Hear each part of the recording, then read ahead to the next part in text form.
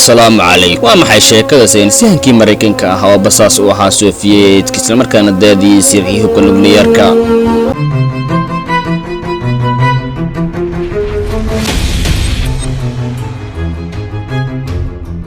la ogsoonyahay Mareykanka uu dalkii ugu horeeyay ee sameystay mashruuca lagu barto bam atomic ee loo yaqaan mashruuca Maldahan taasi oo markii dambe keentay in bambaanooyin lagu qorxiyo Hiroshima iyo Nagasaki muddo 6 sano kadib midowgii Soviet wuxuu awood u helay inuu helo bam atomic sidoo kale si rasmi ah wuxuu u noqday dalkii labaad ee atomic haysta isagoo qaribay hubkiisii uu horay u haystay ee loo yaqaanay plutonium balse sirta ka dhigay sameynta bam atomic inay helaan sirtii Mareykanka midowgii Soviet ee saynisyahanka Mareykanka Theodore Hall oo markii dambe noqday basaas midowgii Soviet inkastoo ay Moscow si aad ugu hanweynid inay hesho hubka nukliyeerka howlwadeenada CIA-da waxay meesha ka saartay himilooyinkii maadaama ay u muuqatay in Soviet awood u yeelan karo sameynta bam nukliyeer ah ka hor 1953 si kastaba ha noqotee wada shaqeynta saynisyahankii Mareykanka ah Theodore iyo Sovietka ayaa gabiyahanba dib ula noqotay go'aankii iyadoona Theodore si qarsoodi ah u helay dhammaan macluumaadkii ku saabsanaa sameynta hubka nukliyeerka isla markaana u gudbiyay Sovietkii una rumeeyay himilooyinkii ay higsanayeen Sovietka xaqiiqdii Theodore ma uusan ahayn muwaadin Mareykan ah wuxuuna si qarsoodi ah ugu gudbin jiray sirta cadawga balse sheekadiisa ayaa si sax ah loo iftiimiyay sababtoo ah waa qofka kaliya ee ka guuleystay inuu ka baxsado ciqaabta ay Mareykanka ku ciqaabaan dadka faldambiyada ka gala waxay ku soo beegantay in RSD-1 ay u egtahay bamkii plutonium ee Mareykanka ku tuuray Nagasaki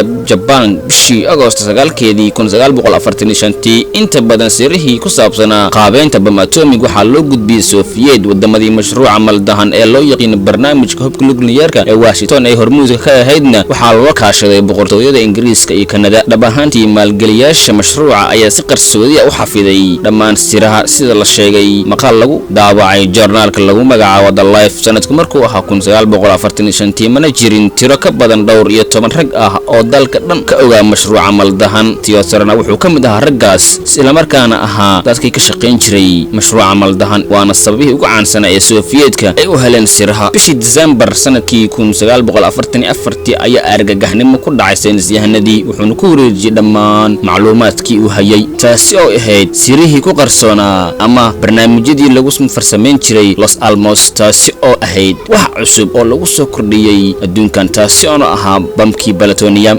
Sovietku waxay tilmaameen inay ahayd da'yar taasi oo siiyay macluumaad farsamo gaar ah Moscow waana hab cusub oo lagu qarxin karo bamka atomiga sanadkii markuu ahaa 1997 laba sano ka hor inta uusan dhiman Theodore cudurka kansarka kaliyaha ayaa uu waraysi siiyay majalada New York Times uu maqaal ka waramaysa ka qortay ayuu warbixino dhowr sheegay Hall wuxuu ku dooday in uu midowgii Soviet nukliyeerka u heer gaarsiin doono Hall wuxuu qoray waqtigaas midowgii Soviet cadowga Mareykanka ma ahayn ee waa xulafadiisa balse taasi kama aysan joojin Moscow iyo Washington midka kale inuu basaaso xaqiiq ahaantii shaqada waxay ka bilaabatay mashruuca weyn ee sirdoonka Mareykanka ee ka dhanka Soviet ee loo yaqaan Phenomena bishii Febraayo sanadkii markuu ahaa 1943